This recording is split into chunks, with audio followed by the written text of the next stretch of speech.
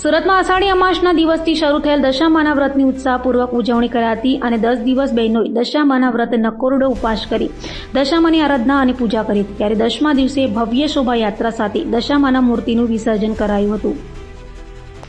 સુરત શહેરમાં અષાઢી અમાસના દિવસે શરૂ થયેલા દશામાના વ્રતને લઈ અનેરો ઉત્સાહ જોવા મળી રહ્યો છે અને 10 દિવસ સુધી બહેનો દશામાના વ્રત નકોરડો ઉપવાસ કરી દશામાની આરાધના અને પૂજા પાઠ કરે છે।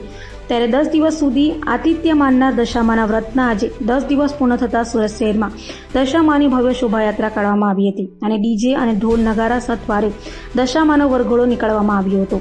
આખા નગરમાં દશામાના જય ઘોષ સાથે ગુંજી ઉઠ્યું હતું અને આખું શહેર ભક્તિમય વાતાવરણમાં તરબોળ બન્યું હતું અને ભાવભક્તિથી દશામાની મૂર્તિનું તળાવમાં વિસર્જન કરાયું હતું।